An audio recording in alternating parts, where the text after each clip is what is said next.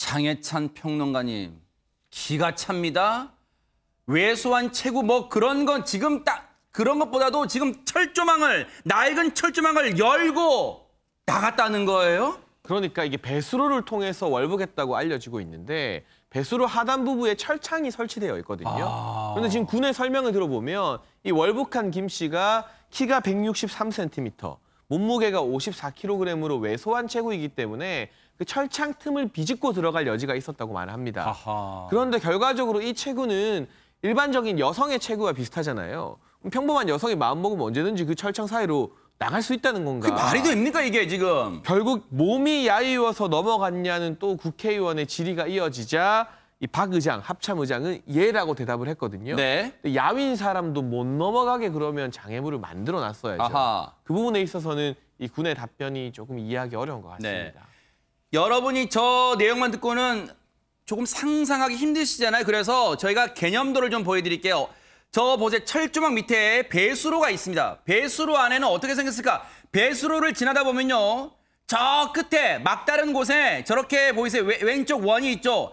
철조망이 있어요. 근데 저 철망이라는 게 더 맞겠죠? 철망이 낡았습니다. 그래서 저 상대적으로 왜소한 체구의 김 씨가 저 철망을 벌리고 나갔다는 거예요. 가방도 저 배수로 인근에서 발견이 됐고요. 동네 하천 배수로도 아니고요. 어떻게 북한하고 맞닿은 철책이 있는 그 아래 배수로가 저렇게 허술합니까? 안진용 기자님. 이 장애물 자체에 문제가 없었냐는 질문에 대해서요. 장애물이 좀 오래돼서 윤형 철조망의 경우는 좀 노후화 부분이 발견됐다라고 했는데요.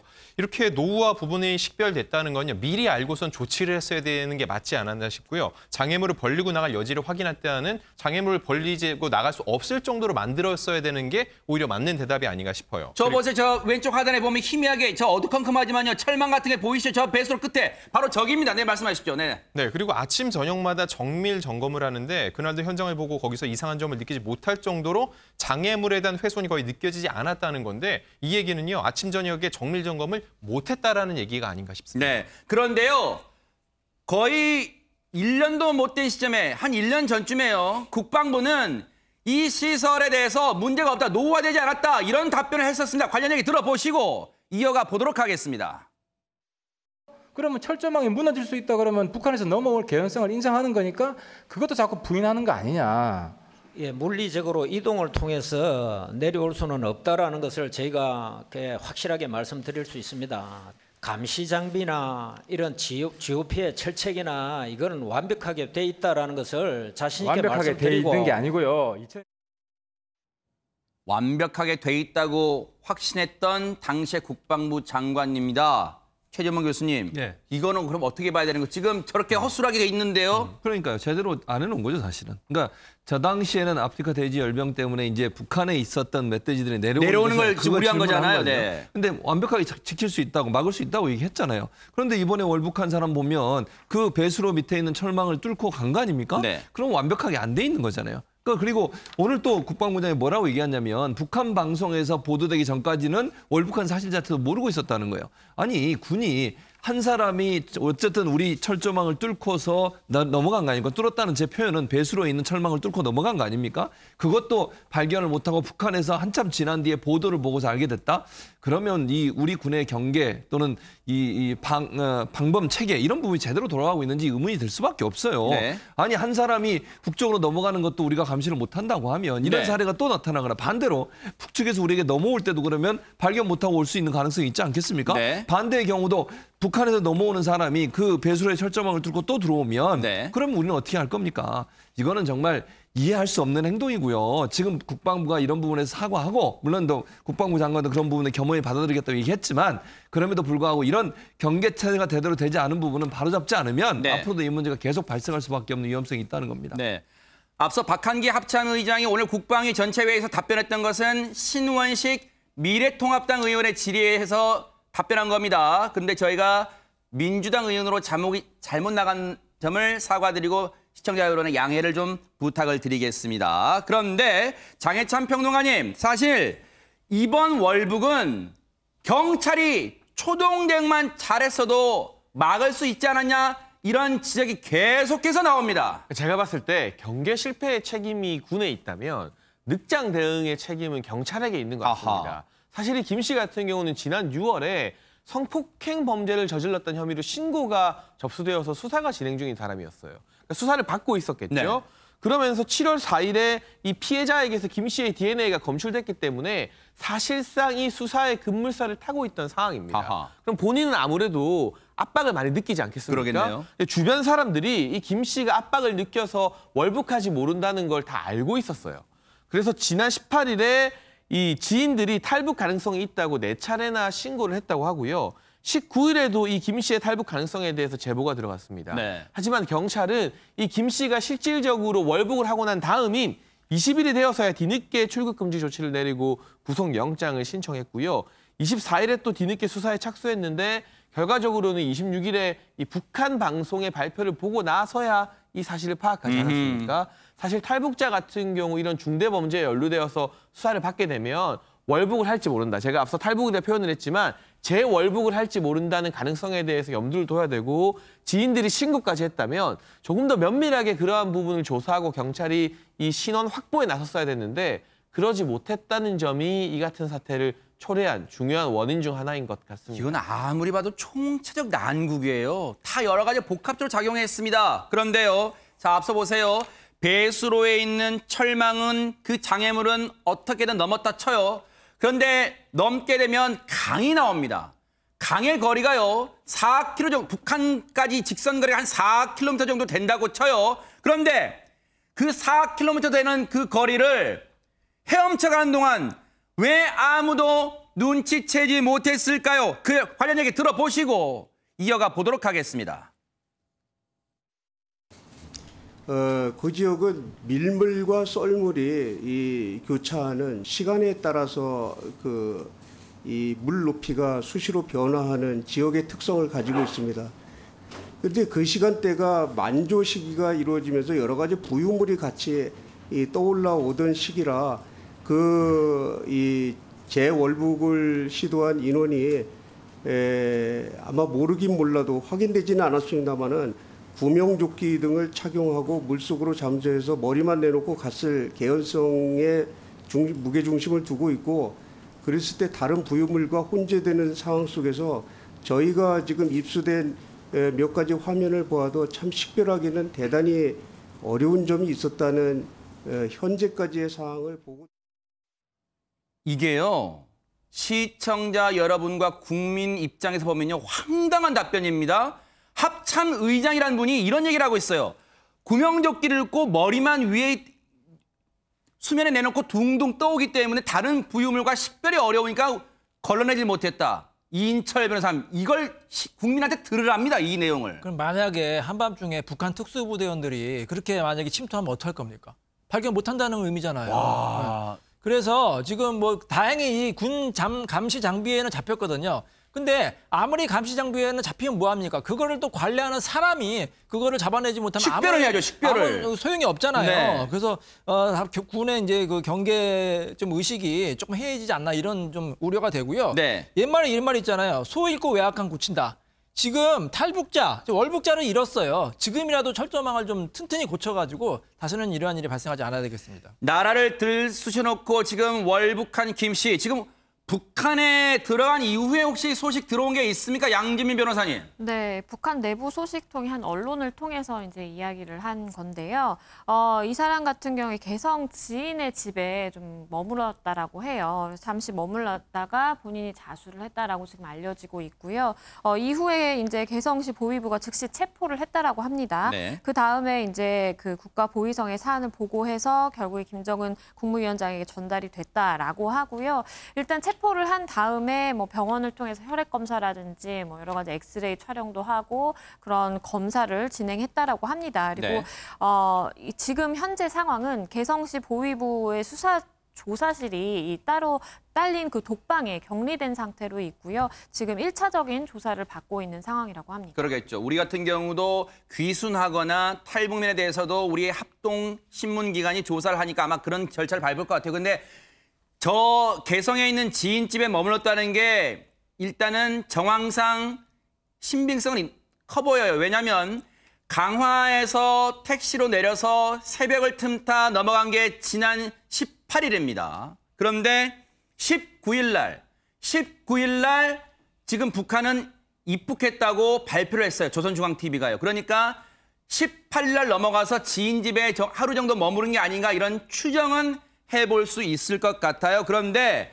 지금 안진용 기자님 일각에서는 한번 탈북했던 사람인데 다시 북한에 들어갔을 때 무사할 수 있을까? 혹시 이런 생각을 하는 분들도 있는 것 같아요. 어떻습니까? 이거에 대해서 탈북민들은요, 2017년 월북한 임지연 씨의 사례를 얘기를 하고 있어요. 이 임지연 씨가 누구냐면은 2014년에 탈북을 했다가 방송인으로 활동을 했습니다. 그러다 2017년 4월 돌연 모습을 감췄는데 그해 7월에 다시 월북한 인원으로 해가지고선요.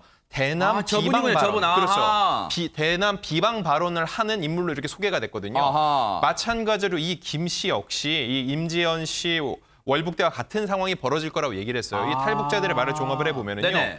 이 임지연 씨의 때와 같이 썩어빠진 자본주의 남조선 사회에서 3년 동안 방랑하며 일자리와 직업, 돈 없이 떠돌다 사회주의 조국에 안긴 이 아무개 씨 이런 식으로 도용이 될 거라는 거예요. 결국은 한국 사회가 굉장히 살기가 힘들어서 돌아올 수밖에 없었다. 그래서 북한 인민들한테 오히려 선동의 도구로 사용될 수 있을 거라고 우려를 하고 있습니다. 네. 다시 북한으로 들어간 뒤에 대한민국 정부를 신랄하게 비판했던 임지연 씨에게 들어보시고 이어가 보도록 하겠습니다. 남조선 사회에서 정말 환멸을 느꼈단 말이에요. 허무한 거. 내가 생각했던 거랑은 너무 180도 다르고 그만 좀 우습게 보고 바보 취급하고 거기서 갖다가 스트레스 받고 환멸을 느꼈는데 더는 일자리는 없으니까 더는 안 벌어지. 거기서부터 다 거짓말이구나. 그럴수록 정말 집으로 가고 싶다. 배 땅으로 가고 싶다. 저국으로 가고 싶다. 막 이런 생각이 더 갈라들고 진짜 하루도 못 살겠더란 말이에요. 자, 그런데 당시 임지연 씨는 어떻게 북한으로 다시 돌아가게 됐는가 그 과정도 상세하게 설명했습니다. 관련 얘기 들어보시고 이어가 보도록 하겠습니다. 너는 지금 지은 죄가가 있는데 적의 땅을 밟는 순간 청살당할 것이다. 가면 죽는다. 이런 말들을 짓고 있습니다. 그런데 저는 어디 한 생각 죽어도 저국의 품에 돌아가서 어머니 아버지 얼굴을 한 번만이라도 보고 죽자. 이런 생각으로 저국의 품에 돌아왔습니다. 압록강을 헤엄쳤단 말이에요. 그래서 이제 그 물살이 너무 세서 막 물 안에서 덜에 타격받고 해가지고 냉 받아가지고 걔는 요리 안 떨어졌단 말입니다. 그러니까 이제 장혜찬 평론가님, 이른바 해엄 월북은 사례가 있었습니다. 근데 왜 이번엔 대처를 못했을까요? 그러니까요. 물론 위치는 조금 다릅니다. 그렇죠. 임지연 씨 같은 경우는 압록강을 헤엄쳐서 건넜다고 주장하고 있고요. 이번에 월북한 김 씨 같은 경우는 이 강화도 일대 강을 건넌 것으로 그렇죠. 추정이 되고 있습니다만 어쨌든 이 수로를 이용한 월북 사례가 있었음에도 불구하고 경계 실패를 했다는 부분은 정말 뼈아프게 지적받아야 될 대목이고 앞서도 말씀해 주셨지만 월북한 인원을 우리가 경계에서 잡아내지 못했다는 건 마찬가지로 이 탈북하는 일반 탈북자가 아니라 혹시라도 북한에서 특수부대원이나 아니면 뭐 다른 용도를 가지고 누군가를 그렇게 보냈을 때 우리 군이 경계에 역으로 실패할 수 있다는 징조이기 때문에 대단히 무겁고 심각한 사안이라서요. 이를 계기로 이 수로와 맞닿아 있는 일선 부대에 노후화된 장비가 있으면 당연히 현대식 장비로 바꿔야 되는 것이고 경계 태세 같은 경우도 더욱 강화해야 할 필요성이 있어 보입니다.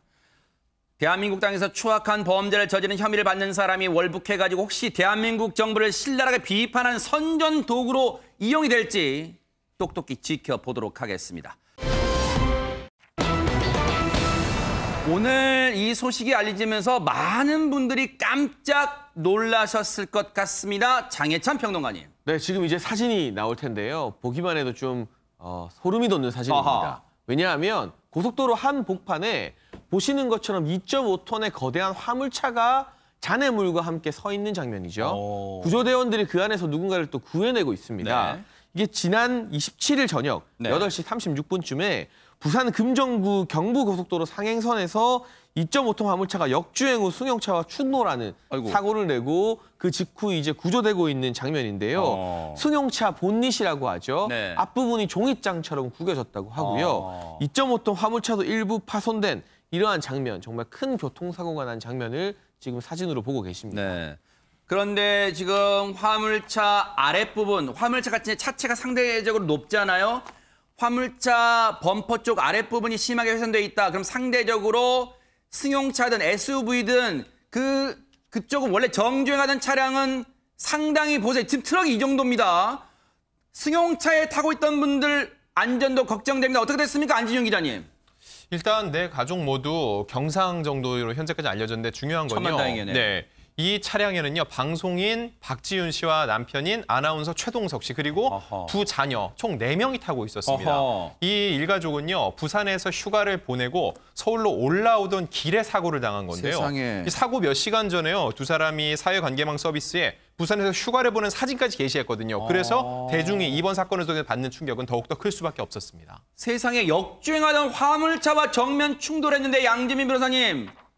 경상이라는 게 일단 그 사실도 천만다행이지만 놀랍습니다. 그렇습니다. 우선 역주행 화물차 운전자 같은 경우에는 다리가 부러지는 중상을 입었잖아요. 그럼에도 불구하고 맞은편 차인 그 박지윤 씨와 최동석 아나운서 가족의 이제 부상은 상대적으로 이제 경미한 편이었습니다.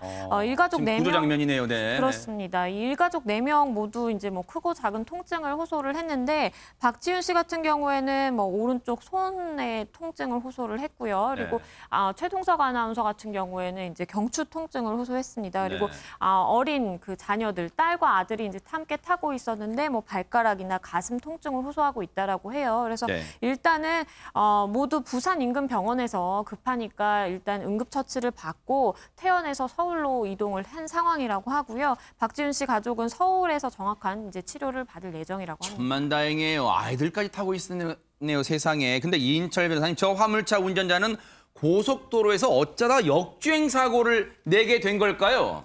일반적인 경우는 사실 고속도로에서 역주행하고 싶어도 못 하거든요. 근데 그 이유가 있습니다. 그 이유는 바로 술이에요.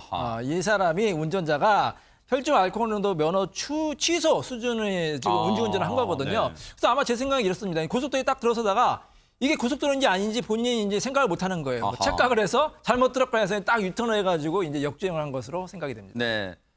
0.08% 이상의 면허 취소, 만취 상태인데요. 관련 얘기, 경찰 얘기 들어보시고 이어가 보도록 하겠습니다. 저희가 짐작을 할 뿐이에요. 어디서 그 유턴을 해서 역주행을 시작을 했는지 확인이 안 됩니다. 본인이 얘기하기 전에는 파악하기가 힘들어요. 제조모톤 그 차량, 화물차를 운전하신 분도 지금 치료 중에 있습니다. 그렇기 때문에 그 치료가 끝난 후에 뭐 날짜를 잡아가지고 그 저희 조사관님이 그 조사를 시작할 겁니다. 정면 충돌을 했기 때문에 사고의 여파는 컸는데 그 사고에 비해서 이제 인피는 경미했던 거죠. 일단 음주운전이고요. 그다음에 고속도로에서 역주행을 했다라는 것 자체가 일단 도로교통법 위반인 거고. 일단 이만하기 천만다행이고요. 그리고 지금 들리는 얘기로는요. 아이들이 상당히 지금 정신적 충격을 많이 받았대요. 정말 이번 사고로요. 음주운전이 얼마나 위험한 것인가 하는 경각심을 갖는 계기가 되기를 정말로 간절히 기대를 해보도록 하겠습니다. 그리고 음주운전자는 반드시 처벌을 진짜로 반드시 받게 하기를 또 경찰 수사 또 지켜보도록 하겠습니다. 아니, 대체 뭘 했기에 이명웅 씨와 김호중 씨한테 충격을 받았을까요? 이 트로트 대가가요, 양재민 변호사님. 네, 바로 그 트로트 대가는 가수 최진희 씨인데요. 최진희 씨가 이 김호중 씨의 무대를 보고 충격을 받았던 그 사연을 공개를 했습니다. 목소리가 정말 우렁차다라고 칭찬을 하면서 성악 스타일로 불렀는데 본인이 부르는 것과는 굉장히 좀 느낌이 많이 다르다. 그리고 본인의 노래를 불러줘서 굉장히 고맙다라면서 이제 고마운 마음까지 전했고요. 네. 김수미 씨도 그 김호중 씨의 무대에 대해서 천성적으로 감성을 타고난 사람 같다라면서 극찬을 했습니다. 네. 자, 우렁찼다. 일단 이렇게 표현했어요. 김호중 씨가 부른 천상제외 안 들어볼 수가 없죠. 한번 들어보시고 이어가 보도록 하겠습니다. 천상에 쏟아심은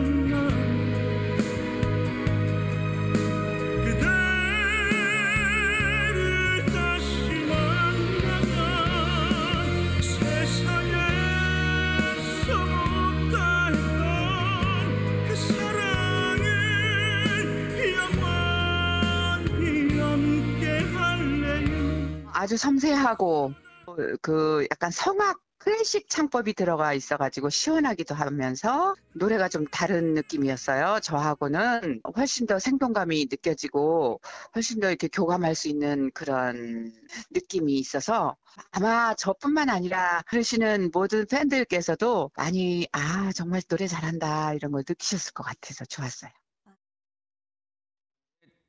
후배 가수한테는요, 최진문 교수님, 예. 원작자, 원래 가수가 해주는 칭찬보다 더 기쁜 건 없을 것 같아요. 그럼요. 자기보다 어찌 보면 더 잘 부른다고 칭찬을 하는 거잖아요. 네. 지금 저동 칭찬을 받으면 노래 부른 사람 입장에서는 기분이 너무 좋은 거죠. 일반인들의 평가나 아니면 전문가들의 평가도 사람들을 기분 좋게 하지만 네. 원래 저 곡을 불렀던 원곡자가 저런 평가를 해준다고 하면요. 김호중 씨 입장에서는 더 이상 기쁠 게 없을 것 같아요. 네. 최진 씨는 뭐라고까지 얘기했냐면 가창력이 너무 높아서 본인이 정신 바짝 차려야겠다 이런 생각이 들었대요. 얼마나 경쟁자로서 느꼈다고 보여지는데 그만큼 김호중 씨의 노래 실력을 인정했다 이렇게 볼 수 있을 것 같습니다. 최진 씨가 겸손한 표현을 하면서 김호중 씨를 이렇게 띄워주는 그런 표현 같은데 정말로 그래서일까요? 안진영 기자님, 지금 이 노래가 역주행, 김호중 씨 덕분에 또 역주행하고 있다면서요, 이 노래가? 네, 맞습니다. 이 노래가 1999년에 발표됐으니까 21년 전 노래인데 지금 다시 차트에서 역주행을 하고 있어요. 사실 역주행은 두 종류가 있습니다.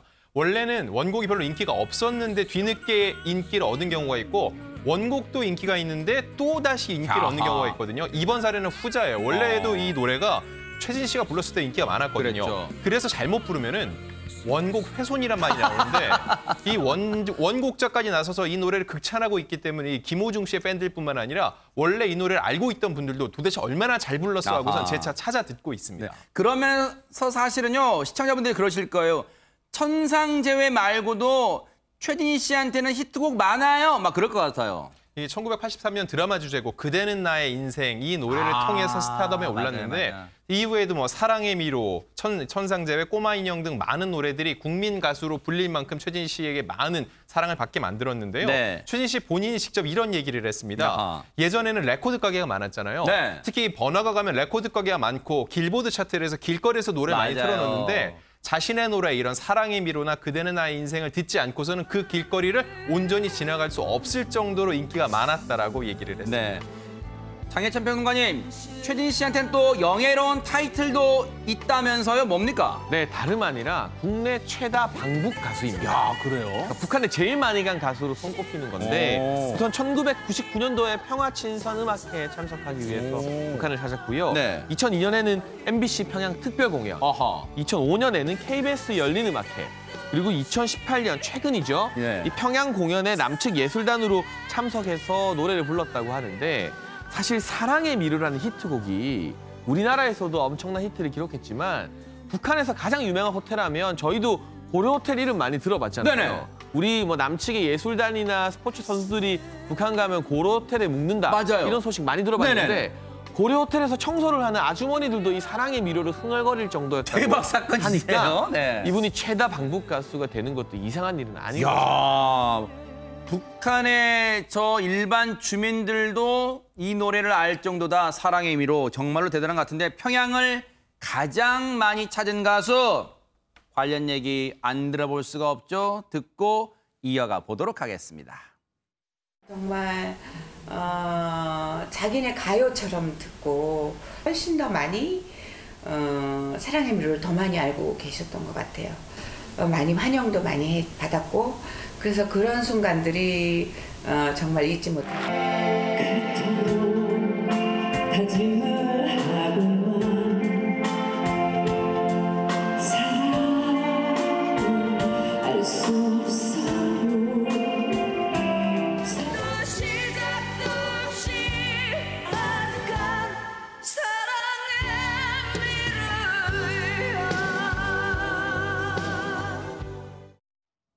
최진문 교수님, 네. 참 노래 작사 작곡이라는 게 참 신비로운 것 같아요. 그렇죠. 사랑의 미로란 제목을 이 미로란 단어를 써서 사랑과 연결시켜요. 그러니까요. 네. 사랑이 너무 어렵다는 거죠, 사실은. 미로처럼 어려워요. 네. 저도 나이가 많이 먹었지만 네. 사랑이 참 어렵습니다. 동안이신데요? 감사합니다. 네. 어쨌든 이게 북한에서도 이 사랑의 미로가 엄청난 인기를 끌었다고 해요. 전 김정일 전 국방위원장 있지 않습니까? 그분의 애창곡이어서 심지어는 북한의 음악 교과서에 실릴 정도라고 합니다. 그래요? 그 정도로 인기가 많았고 우리나라에서 사실 발표 당시에 70만 장을 판매를 했고요.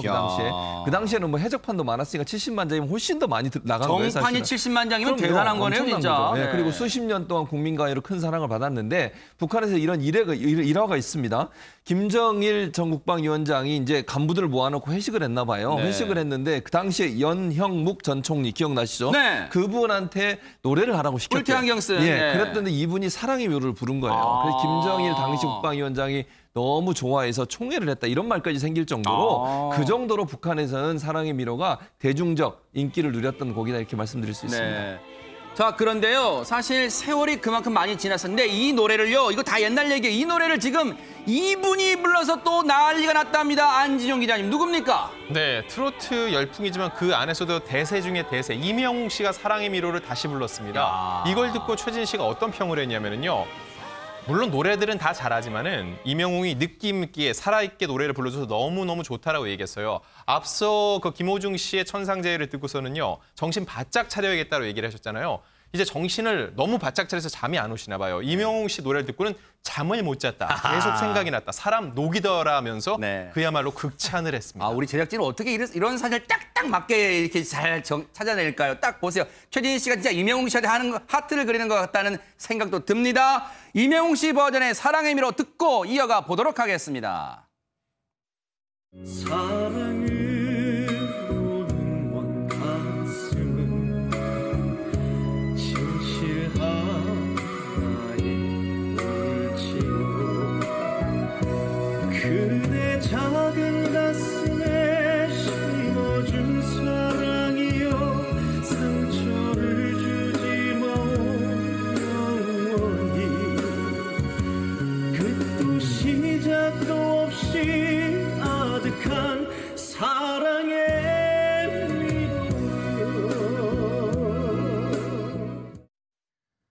진짜 듣고 있으니까요. 그냥 아이스크림이 녹는 것 같은 느낌이 듭니다. 이인철 변호사님. 네, 이명호 씨도 잘하지만 그래도 이 최진희 씨는 정말 저는 너무 좋아해요. 왜냐하면 부모님이 정말 좋아하는 부의 명곡이에요. 네네. 근데 가사 중에 이런 게 있잖아요. 끝도 시작도 없이 아득한. 자, 제가 낼게요. 사랑의 미로도 아득하지만 또 하나 지금 미로가 있습니다. 남북관계예요. 지금 남북관계를 미로처럼 꼬여 있는데 이 최진희 씨가 이렇게 북한에서 이제 노래 불렀듯이 빨리 좀 그 미로가 풀렸으면 좋겠어요. 네, 맞아요. 느낌이 살아있는 노래를 불러줘서 고맙다는 거 이명웅 씨가. 이명웅 씨의 저 목소리로 부른 사랑의 미로를 최진희 씨도 들었을 거 아니에요? 그 반응 궁금하시죠? 제가 직접 한번 들어봤습니다. 듣고 이어가 보도록 하겠습니다. 정말 이명웅 씨가 노래를 하면 정말 더 이렇게 아주 빠져들어가는 것 같더라고요. 그래서 이명웅 노래 정말 잘한다. 처음에 이제 그 노래 정말 잘하네. 뭐 이렇게 얘기를 많이 했었거든요. 정말 감성에 빠져들고 슬프기도 하고 어떤 부분에서는 참 아주 그냥 짜릿함도 있고 사랑의 미로 정말 그런 느낌을 잘 살려가지고 그렇게 해줘서 노래가 살았어요. 내가 좀 위험했어요. 팬들이 많이 선생님 노래 불러주셔서 뿌듯하시겠어요. 예뻐요. 좋아요. 역시 좋은 노래는 후배들도 알아보는구나. 뭐 이런 느낌? 최진 씨의 저 웃음과 목소리에 안진용 기자님 뭔가 이 진짜 뿌듯함이 묻어납니다. 일단 부모가 유명하면 예를 들어 김명준 앵커가 유명하니까 김명준 앵커가 아이들이 어릴 때는 김명준 앵커의 아들, 딸이라고 불리는데 김명준 앵커가 정말 원하는 건 그들이 장상했을 때 이제는 누구누구의 아빠라고 불리는 게 훨씬 좋거든요. 최진 씨가 지금 딱 그 모양새예요. 이해가 쏙쏙 돼요. 그렇죠. 네. 그동안에는 그냥 최진이었는데 후배 가수들의 노래를 통해서 이게 최진이의 노래였다는 게 다시 불리는 게 굉장히 뿌듯할 것 같고요. 그동안 트로트가 많이 외면받았는데 이렇게 트로트의 명맥을 이어주는 후배들이 등장했다는 것만으로 정말 가슴이 뿌듯할 겁니다. 그런데 지금 이명웅 씨 얘기하다 보니까 지금 이 젊은 트로트 가수 중에 이명웅 씨가 부럽다고 하는 사람이 있다는데 장혜찬 평론가님 누굽니까? 네, 사실 화제를 모은 건 이명웅 씨와의 이 서바이벌 프로그램에서 300대 0이라는 압도적인 결과로 패배했던 트로트 가수 김수찬 씨가 300대 떠오르는데 0으로 졌어요. 그 당시에 뭐 290대 10 이런 것도 아니고 아예 300대 0으로 져버렸거든요. 근데 마찬가지로 사실 이 나태주 씨 참 유명하지 않습니까? 나태주 씨도 이 오디션에서 이찬원 씨에게 300대 0으로 졌습니다. 그래요? 두 사람이 우리 빵 광고 들어왔으면 좋겠다. 빵점으로 져서 이런 말 하고 있는데 이명웅 씨를 참 부러워도 하고 있지만 이왕 질 거 그렇게 임팩트 있게 져서 국민들에게 또 각인이 됐기 때문에 그 패배가 꼭 나쁜 것만은 아니라고 하는 또 다른 트롯 스타들의 이야기도 주목을 받고 있습니다. 한때 어떤 좌절감을 또 저렇게 유머로 승화하는 것도 실력이 아닌가 그런 생각도 해봅니다. 정말로 승승장구 또 기원해 보도록 하겠습니다. 이분들 하면요 아마도 7전 8기란 말이 딱 어울리지 않을까 싶습니다. 안진용 기자님. 네, 제가 오늘 소개해드릴 분은 배우 노현희 씨 그리고 카피추라는 이 부 캐릭터로 요즘 인기를 끌고 있는 개그맨 추대엽 씨입니다. 사실 노현희 씨는요 정말 데뷔한 지 오래됐는데 무려 7년 동안이나 방송 활동이 없었어요. 아이고. 그런데 이번에 보이스 트롯을 통해서 본인이 다시금 무대 위에 서게 됐는데요. 그동안 여러 가지 루머에 휩싸이면서 시련도 겪었는데 이런 걸 다 딛고 도전의 아이콘이 되고 싶다라면서 다시 방송 활동을 시작하니까 친정에 온 느낌이라고 아주 기쁨을 표현했고요. 다음 이 추대엽 씨 같은 경우는요. 이 카피추라는 캐릭터가 어떤 캐릭터냐면요. 유명한 노래를 절묘하게 개사를 해서 부르는 그런 노래인데 그래서 카피? 그렇습니다. 그래서 카피추입니다. 근데 본인 입장에서는요. 노래를 완곡을 제대로 불러본 적이 없어요. 캐릭터 때문에. 그런데 이번 무대에서만큼은요. 어머니와 노래를 불렀습니다. 본인이 한 번도 어머니를 위해서 제대로 노래를 불러본 적이 없는데 오직 대중이 아니라 어머니만을 위한 노래를 불러보고 싶었다라고 얘기하면서 이 어머니를 부르는 모습으로 많은 이들의 가슴을 뭉클하게 만들었습니다. 자, 먼저 그렇다면 오랜만에 여러분들이 만나시는 얼굴일 겁니다. 노현희 씨의 그 무대 한번 보시고 이어가 보도록 하겠습니다.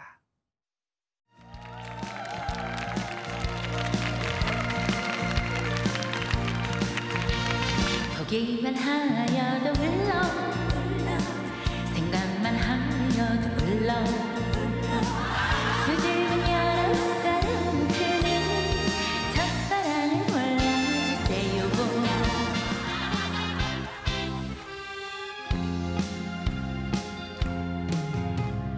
헤일 수 없이 수많은 마음을 꽃잎을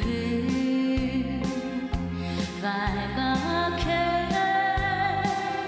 멍이 들었어.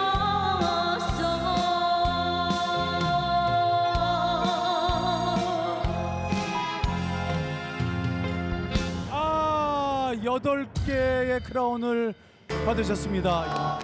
1라운드 축하드리겠습니다. 네, 고맙습니다. 다시 한번 겸허히 받아들이고 열심히 살겠습니다. 세상에 저렇게 열창, 이 안문까지 곁들인 열창을 했는데 크라운 11개에 도달하지 못했어요. 7년 만에 다시 선 무대인데 안타깝게 됐습니다, 결과는. 좀 그렇습니다. 그런데 본인은 그걸 그렇게 개의치 않은 모습이었어요. 그런 모습이 저는 더 인상적이었는데 본인이 뭐라고 그러냐면 본인은 산전수전, 공중전 다 겪은 사람이다. 뭐 이런 실패에 대해서 본인은 뭐 크게 충격받지 않는다라고 얘기를 하고요. 본인은 도전의 아이콘이 되고 싶다 그래요. 그러면서 이 보이스 트롯도 물론 실패했지만 이것도 여러 가지 도전 중에 하나일 뿐이다. 나는 절대 도전을 멈추지 않을 것이라고 얘기해요. 그런 모습이 저는 더 멋있는 모습이라는 생각이 들고 실제로 이 노현희 씨 같은 경우에 도전천국이라는 프로그램이 있었어요, 예전에. 맞아요. 예, 그 프로그램에 왕중왕, 그러니까 마지막까지 남는 왕중왕전에 여러 번 올라갔고요. 또 왕중왕전에서 승리한 사람은 모여서 하는 황제전이라는 게 또 있었거든요, 연말에. 거기에도 출전을 했을 정도로 노래 실력이나 아니면 노래에 대한 열정이 깊은 분인데 이번에 아쉽게 떨어졌지만 그럼에도 불구하고 창피하다고 생각하지 않고 앞으로 도전을 계속하겠다고 한 노현희 씨의 모습이 우리에게 큰 울림을 주는 모습이 아닌가 이런 생각이 듭니다. 무려 7년 동안 브라운관에서 볼 수 없었던 노현희 씨, 그동안 어떻게 지냈을까요? 관련 영상 한번 보시고 이어가 보도록 하겠습니다.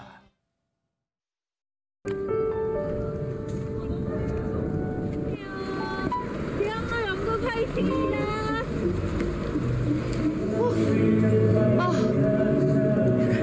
앉질 못해서 이렇게 앉아서 싶다.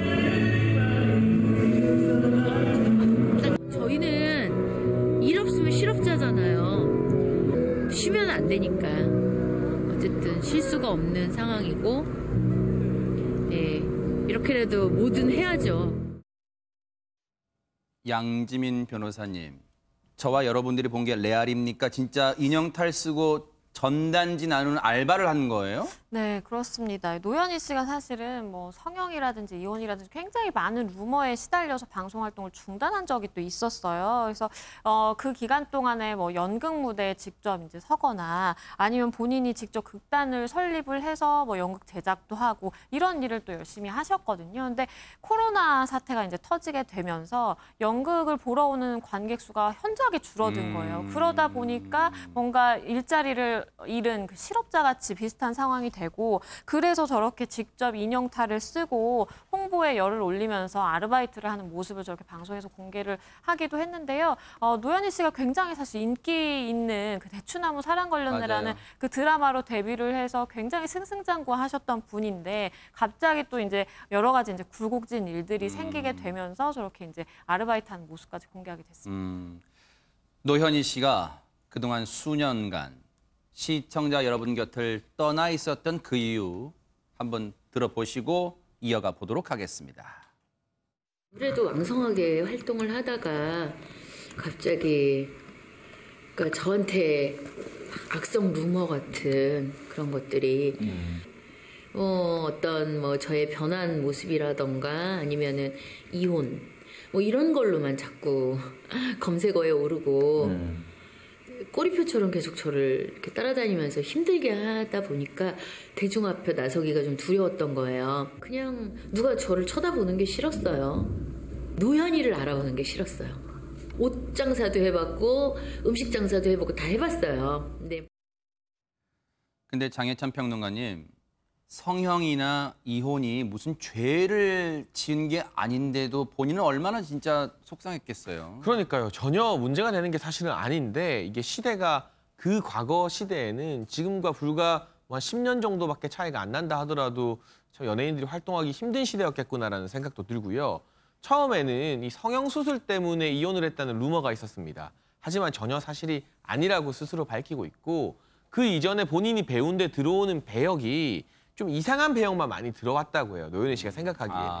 그러다 보니까 뭔가 이미지 변신을 위해서 성형수술을 하게 되었던 것이지 뭐 성형 때문에 이혼을 하거나 다른 문제가 있었던 것은 아니라고 하고, 그런데 한 번 성형을 좀 잘못하게 되면 보건수술 받으려고 하다 보니까 2번, 3번 해야 되는 그런 피치 못할 경우도 생기거든요.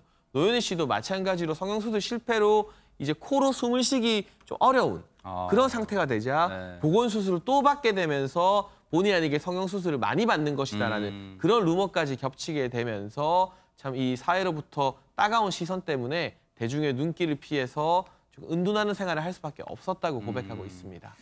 그러고 보면 이인철 변호사님, 사실 노현희 씨가 이혼 이후에 더 많은 루머에 시달렸던 것 같기도 합니다. 그렇죠. 2002년에 유명 방송인과 결혼을 했는데 6년 후에 이제 이혼을 했으니까 많은 사람들이 또 궁금해했어요. 왜 이혼을 했는지. 근데 난 그게 왜 궁금한지 모르겠습니다. 부부가 다 이유가 있어서 결혼했고 또 이유가 있어서 이혼했는데 뭐 여러 가지 이유가 있었는데 그 중에 하나가 불임설이다. 뭐 여러 가지 말이 있었는데 사실 불임설은 사실이 아니라고 본인이 밝혔거든요.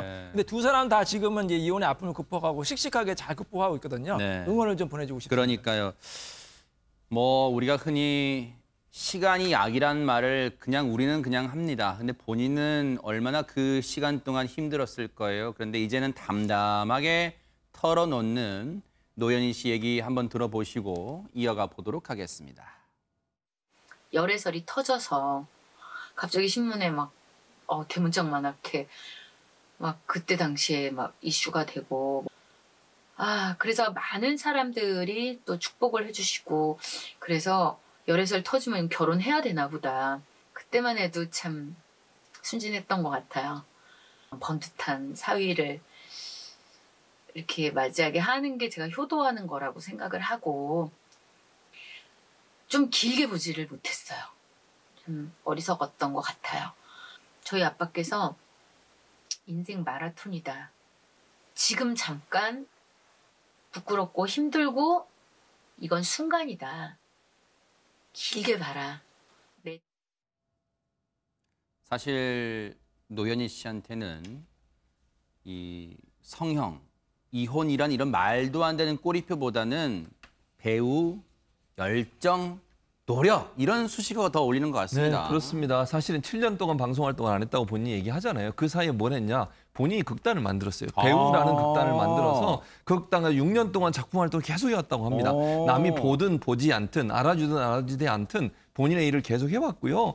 일반적으로 이 무대라고 하는 것을 너무너무 좋아해서 본인이 원하는 무대라면 어디든 간다는 거예요. 예컨대 이런 팔순장치를 하는데 밭에 같은 데서 했다는 거예요. 일하는 밭 있잖아요. 네. 거기서 팔순잔치 하는 노래 부르고 또 비닐하우스 가서 노래를 부르고 길거리 가다가 노래를 부르고 이런 일이 비일비재했고요. 세상에. 또 명절 때 같으면 이제 휴게소 같은 데 있잖아요. 거기서 사람 모이면 거기서 또 노래를 부르고. 그러니까 이분은 어느 장소, 관객을 가리지 않고 본인을 원하는 곳이라면 어디든 가고 그게 돈에 많고 적음에 관계없이 본인을 좋아하는 팬들 앞에서 노래를 계속 한다는 거예요. 처음에 어떤 공연 가서는 두세 곡 부르기로 약속하고 갔는데 30분 동안 노래를 불렀다는 거예요. 왜냐하면 관객들이 놔주질 않는다는 거예요. 그만큼 열정적이고 자기 관리 열심히 하고 그리고 관객들과 호흡하려는 모습을 보여준다는 점에서는 뭐 잘 나가고 못 나가고의 문제가 아니라고 저는 생각해요. 관객과 함께 하려는 노현희 씨의 이 배우의 마음, 그 마음이 결국 국민들에게 좋은 감동을 주는 게 아닌가 이런 생각이 듭니다. 그러고 보면 노현희 씨는 무대에 섰을 때 가장 빛나지 않나 그런 생각을 해봅니다. 관련 영상 보시고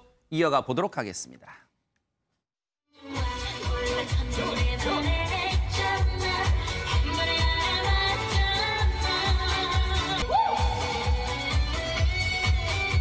박수!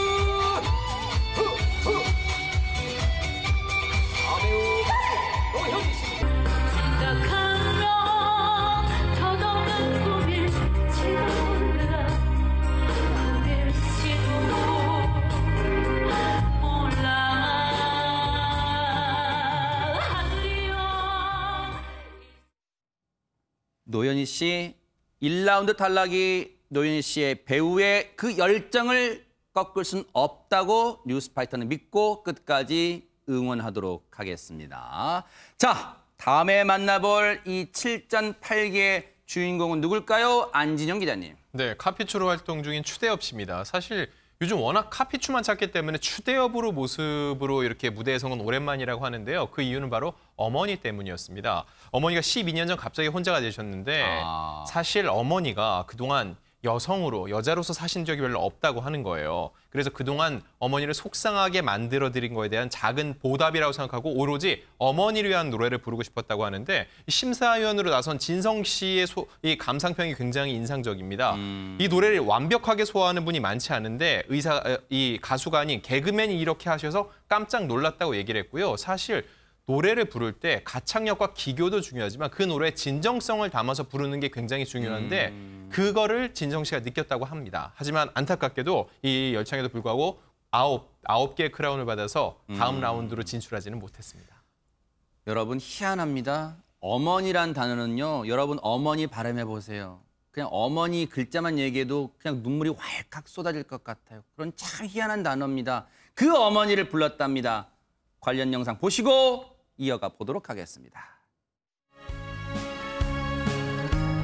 더 늦기 전에 효도하란 말이 있어요. 어머니 울지 마세요. 어머니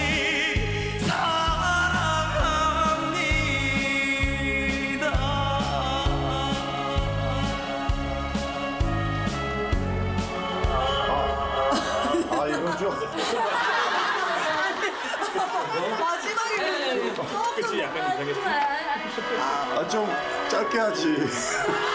9개. 과연.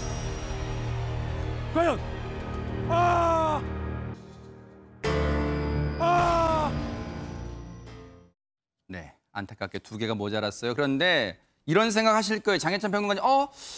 얼굴이 가물가물한데 카피추가 대체 누굴까? 이런 분들 많으실 것 같아요. 네, 앞서도 짧게 소개가 나왔지만 쉽게 말하면 인기 있는 노래를 절묘하게 카피해서 대놓고 카피해서요.